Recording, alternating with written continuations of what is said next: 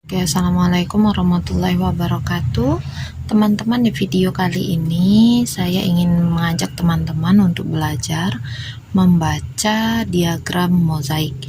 Jadi ini adalah diagram mozaik yang sudah saya salin.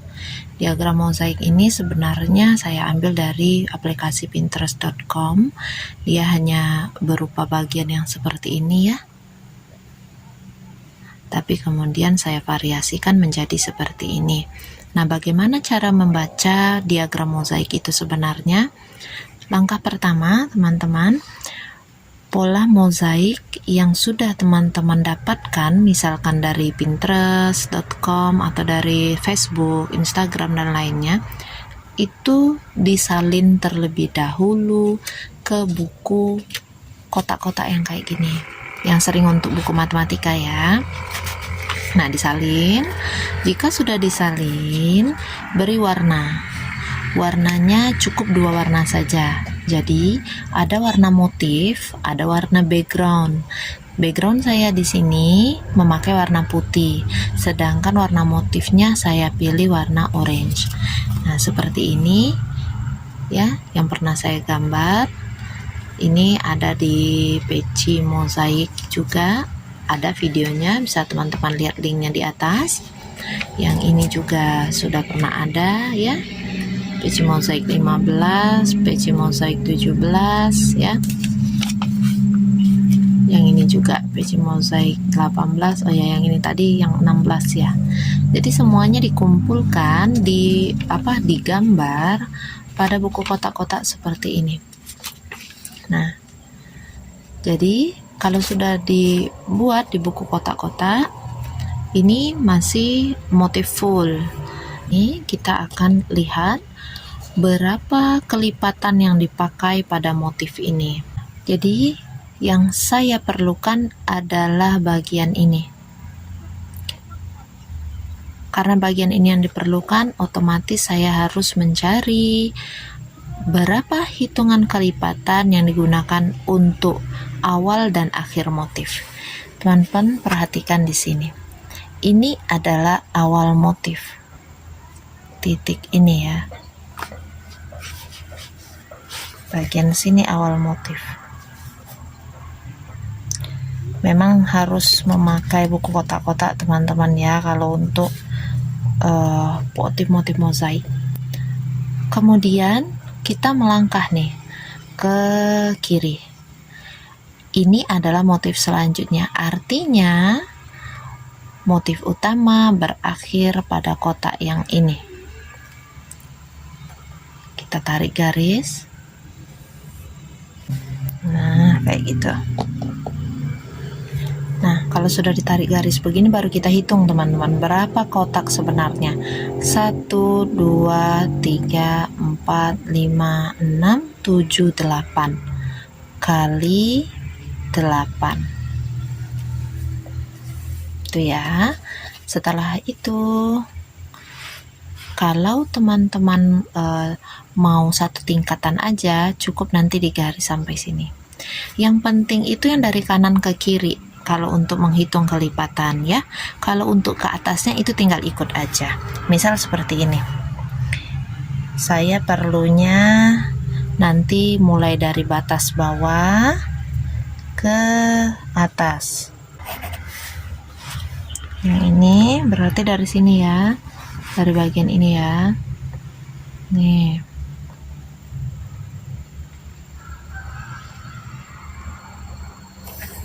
Nah, seperti itu. Kalau sudah tahu seperti ini, yang ini boleh dihapus teman-teman ya. Karena saya mau ambil dari bagian bawah, artinya tulisan kelipatannya kita pindahkan ke sini. 8. Nah, kalau sudah selesai membuat garis batas untuk diagramnya seperti ini teman-teman, sebentar saya kecilkan. Baru kita membaca diagramnya. Jadi rumus yang kita catat seperti yang ini ya, yang kita baca pada kelipatan 8 ini aja, nggak usah kalau yang ke samping-sampingnya, itu udah pasti sama. Jadi rumus yang ditulis di sini ya, yang seperti ini, itu adalah yang kita baca pada 8 kotak ke samping kiri ini. Jangan ke atas dulu, ke samping kiri ya, ke samping kiri, karena kita ngerajutnya dari bawah muter sampai ke atas gitu ya. Jadi ini diagramnya dari bawah ke atas. Nah, kasih tanda panah seperti itu kalau takut lupa. Kemudian kita akan baca. Kalau teman-teman mau ambil sedikit seperti ini bacanya sedikit ya. Kalau 3 tingkat seperti ini bacanya banyak, tapi nanti akan ada pengulangan rumus seperti yang ini. Ini kan sama motifnya ya, sama, dan itu otomatis nanti rumusnya juga sama ya. Oke, kita akan lihat ini bagian alas. Untuk bagian alas, teman-teman boleh kasih kode seperti yang ini. Bagian alas saya beri A1 ya, bagian alas diberi A1 boleh, kalau enggak juga enggak apa-apa, tapi perlu diingat kita harus mencatat ini keterangannya. Misalkan keterangan kotak putih adalah benang A, kotak orange nanti akan jadi benang B, dan itu harus konsisten kita baca, tidak boleh bercampur-campur. Ingat, di peci mozaik, di tas mozaik, apapun itu, kalau itu motif mozaik, mengerjakannya harus satu round, satu warna ya, bukan seperti tapestry. Kalau tapestry 2 warna bisa langsung jalan jadi satu round. Misal seperti peci anak saya ini ya, ini justru 2 warna, bahkan 3 warna, ini 3 warna. Jadi dalam satu round dia bisa berjalan banyak warna dalam satu round.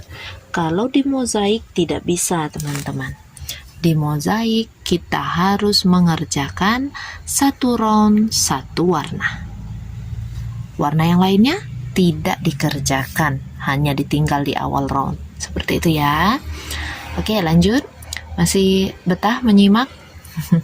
Bagi yang baru bergabung, silakan klik dulu subscribe-nya teman-teman ya, untuk mendukung channel kami supaya semakin semangat dan terus berkembang. Bagian yang pertama, sebelum motif ya, sebelum motifnya, atau satu round sebelum motifnya, itu sudah bisa kalian tandai. Ada yang jualan lewat, abaikan saja, kita terus aja ya. Jadi saya akan menandai satu round sebelum motif, satu baris sebelum motif, ini sebagai A1. Entah itu untuk round terakhir peci kah, atau round terakhir alas tas kah ya. Round akhir itu kode sebagai A1. Boleh. Kalau mau langsung dari yang B, ini B1 juga boleh. Tapi saya biasanya memberi tahu untuk A1-nya. Round akhir supaya nyambung nanti dengan apa yang kita baca di diagramnya.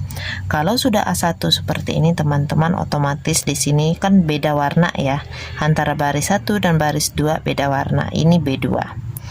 Kalau sudah B2, meskipun ini ada 2 warna, perhatikan di sini sudah B2, ini masih ada 2 warna, berarti di sini akan jadi A3. Ini menjadi B4. Ini menjadi A5. Yang ini apa jadinya? Nah, ya, di sini tidak ada warna lain, teman-teman. Maka di sini akan tetap menjadi round A. A6. Itu ya, karena enggak 2 warna. Kemudian di sini gimana? Kalian lihat di bagian ini ada 2 warna. Masuk round A atau round B? Kita masukkan di B. B7. Kenapa masuk B7? Nah, ini nanti front loopnya akan berkaitan dengan yang atas. Lihat nih, ada berlurusan. DC front loop yang mengait ke depan untuk mozaik. yang seperti ini, itu selalu berjarak 2 kotak, 2 front loop kedua dari atas. Dia bekerja di sini, ini front loop satunya, ini front loop 2-nya. Maka di sini akan jadi benang B. Jadi sebelum menentukan benang A, benang B, kalau ada 2 warna seperti ini, kita harus lihat dulu ada berkaitan nggak dengan yang atasnya, gitu ya. Kalau ada kaitannya, maka dia akan menjadi round B. Yang ini tadi gimana? Kenapa nggak pakai DC front loop? Kalian lihat di sini hanya ada 2 kotak. Sedangkan untuk membuat front loop kita harus turunnya 2 kotak, bukan turun 1 kotak. Kenapa 6 tidak front loop? Tidak DC front loop karena hanya 1 kotak di sini. Di bawahnya itu hanya 1 kotak. Kalau mau buat DC front loop, di bawahnya harus turun 2 kotak. Ini tempat posisi kita. Turun 1, turun 2. Seperti itu ya. Oke, nanti akan lebih jelas kalau kita sudah menandai tanda silangnya. Kemudian setelah B7, di sini ada A8, di sini B9, sini A10, B11, A12, B13. Nah, lanjutkan. Nah, seperti ini saya tandai B15 di sini. Posisinya masih ada warna yang sama, 2 kotak di atasnya, maka ini benar untuk B. Oke, A16, B17. Nah, ini kenapa B? Kenapa dikatakan benang B? Padahal ada 2 warna. Lihat, ada 2 kotak di atasnya yang masih warnanya sama.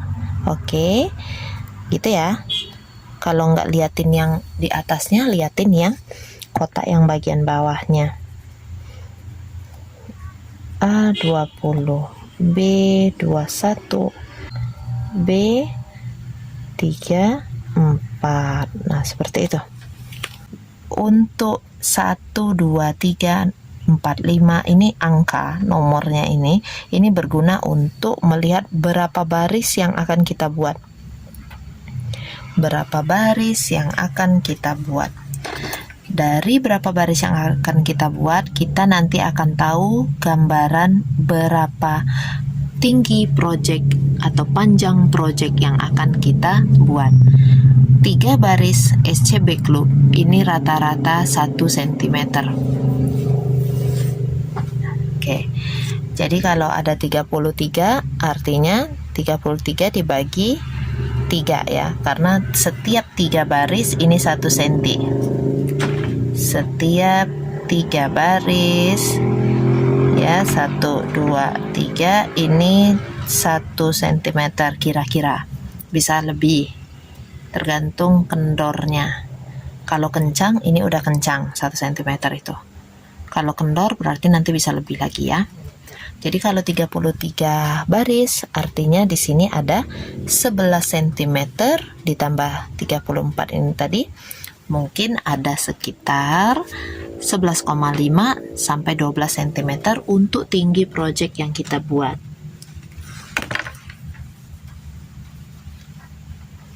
Ini yang saya buat tuh 11,5 ya, yang saya buat dari motif ini sampai ke motif yang ujungnya 11,5 gitu ya. Kemudian untuk AB ini adalah panduan benang warna apa yang berjalan pada row tersebut.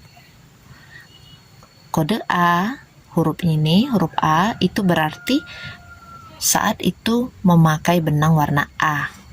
Di sini putih.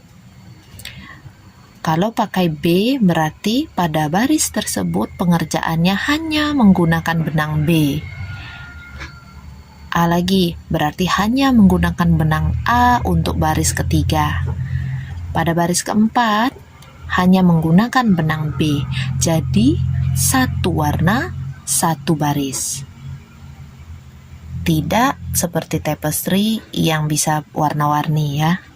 Oke. Jadi sekali jalan 1 putaran itu hanya 1 warna doang. Oke, panjang ya.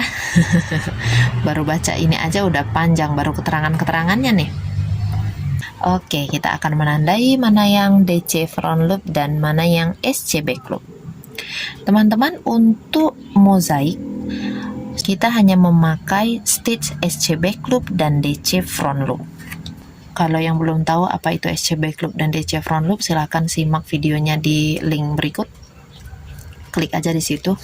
Di situ ada cara bikinnya, atau coba buka video-video tentang pembuatan peci mozaik supaya kalian juga lebih paham mana yang SC back loop, mana yang DC front loop. Oke, kita akan buat. Jika di dalam satu baris itu hanya satu warna seperti ini, ya, ini berarti mereka memakai SC back loop, satu warna doang, ya, belum ada yang turun ke bawah, berarti dia memakai SC back loop. Seperti benang A. Kalau benang kode A, yang kita perhatikan adalah kotak putihnya saja. Jangan coba-coba memperhatikan kotak oranye-nya, nanti bingung, ya. Jadi satu warna satu jalan, satu warna satu baris. Pada baris benang A ini tidak ada warna orange, tidak ada, berarti ini pakai satu SC back loop. Oke. Benang B2, di baris B adakah benang B yang turun ke bawah, warna kotak orange yang turun ke bawah? Nggak ada, ya, semuanya satu kotak, tidak ada yang di bawahnya. Ini artinya benang B2 ini hanya satu SC back loop semuanya. Oke, clear ya. Di baris ketiga ini benang A, jadi yang harus kita perhatikan adalah kotak putih. Kalau di kotak putih, meskipun di sini ada orange, ya, orange ini enggak dianggap, jadi diabaikan. Yang kita perhatikan hanya kotak-kotak putih.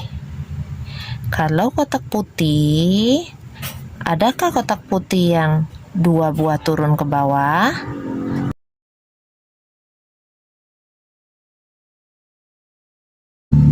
Ini benang B, jadi yang kita perhatikan hanya kotak warna orange. Jika tidak yang ada, putih artinya semuanya diabaikan. adalah satu SC back Kebetulan loop. di sini tidak ada yang warna putih. Ini orange semua. Apakah satu SC back loop? Oh, nanti dulu. Jangan langsung disimpulkan satu SC back loop, karena ada dua kotak di bawahnya yang warnanya sama. Ingat, harus dua kotak di bawahnya, nggak boleh satu, dua kotak. Jadi karena ini warna orange, di sini satu orange, ada dua kotak warna orange yang di bawahnya, berarti di sini kita beri tanda silang. Tanda silang pada diagram-diagram mozaik itu artinya di situ kita membuat DC front loop. Jika tidak ada kotak dua yang warnanya sama seperti ini, kan nggak ada nih, ini berarti SC back loop.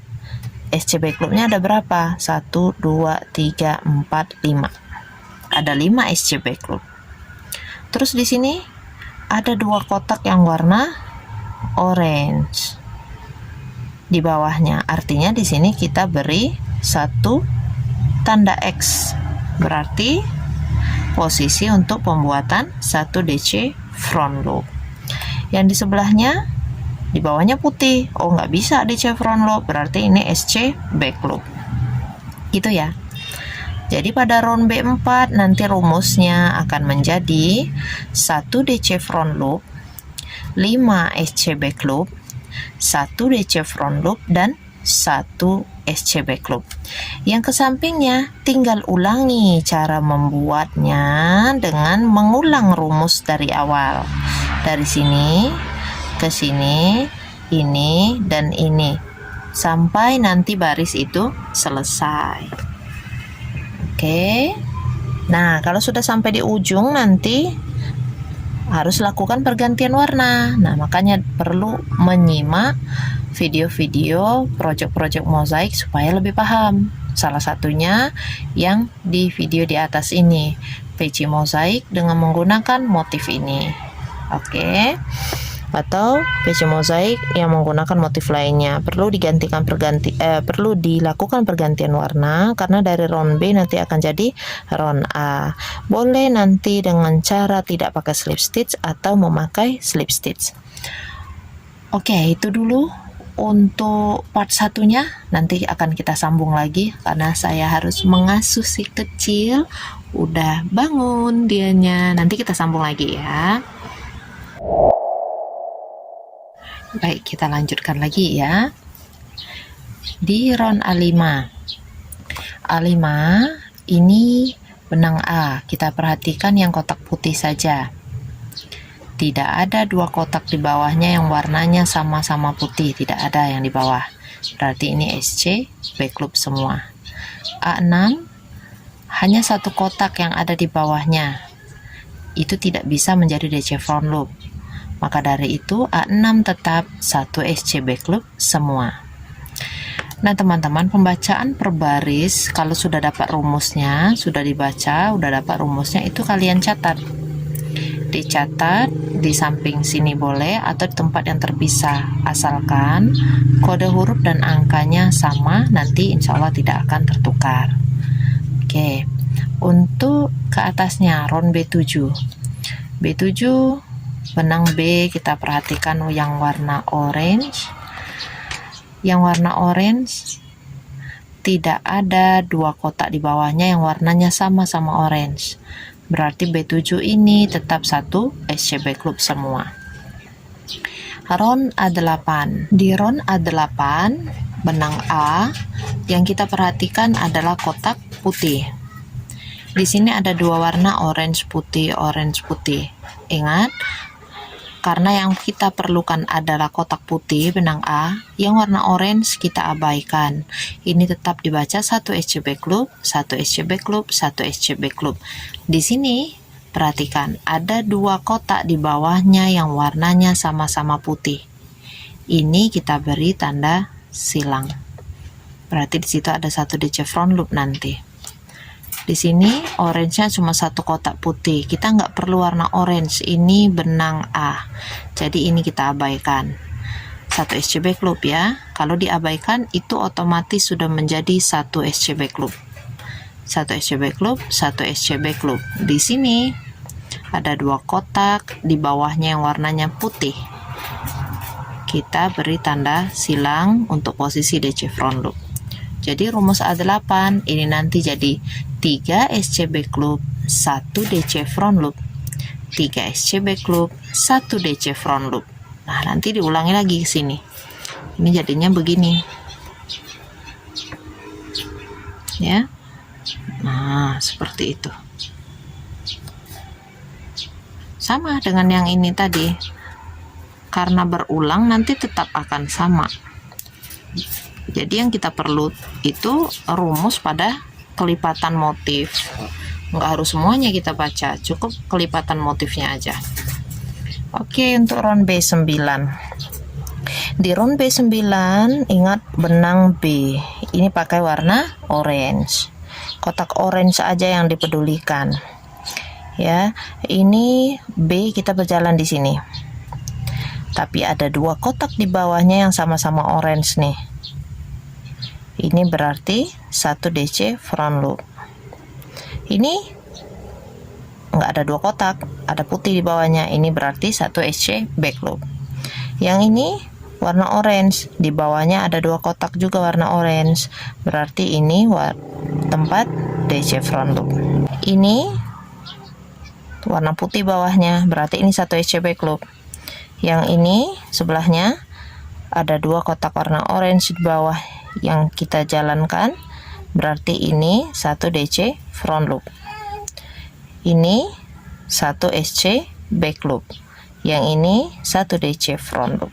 Yang putih ini dua kotak nih, bisa satu DC front loop, tapi karena ini round B maka kita hanya mengambil yang warna orange untuk dibaca. Yang putihnya kita abaikan. Jadi rumus pada B9 ini adalah 1 DC front loop, 1 SC back loop, 1 DC front loop, 1 SC back loop berulang. Jadi nggak usah panjang-panjang rumusnya, cukup 1 DC front loop, 1 SC back loop. Udah, itu aja. Nanti diulang-ulang ya sampai selesai roundnya. Nah, jadinya kayak gini kalau ditulis full. Ke round A10. Round A10 benang A yang kita baca hanya kotak-kotak putih. Sini putihnya satu orange, satu putih, orange, satu putih, satu putih. Ini semua berarti satu SC back loop. Yang ini putih. Memang benang A kita patokannya warna putih. Jadi ini akan kita baca. Dan ada 2 kotak di bawahnya yang warnanya juga putih. Ini berarti 1 DC front loop. Saya akan selesaikan satu motif. B11. Kita baca yang warna orange aja. 1 berarti ini SC back loop semua. Ya. Ini ada 2 kotak di bawahnya orange. Ini 1 DC front loop. Ini 1 SC back loop berarti.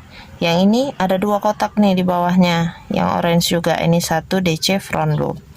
Ini satu putih. Ini semuanya berarti SC back loop. 2 SC back loop, 1 DC front loop, 1 SC back loop, 1 DC front loop, 3 SC back loop. Begitu. Oke, agak cepat dikit supaya durasi videonya nggak terlalu panjang nih. Round A12. A12, A yang kita baca hanya warna putih, orange, 1 putih, orange, 1 putih, orange, 1 putih, orange. Berarti ini semuanya adalah SC back loop. 7 SC back loop. Yang ini ada 2 nih yang putih di bawahnya. Berarti ini DC front loop. 7 SC back loop, 1 DC front loop, sama dengan round A10 tadi. Berarti nanti boleh ditulis seperti ini. A12 sama dengan A10. Berarti cara dan rumusnya sama. B13, benang B, kotak orange yang kita lihat. Orange. Ada 2 kotak bawahnya sama-sama orange. 1 DC front loop. Ini cuma 1, di bawahnya putih. Ini berarti 1 SC back loop.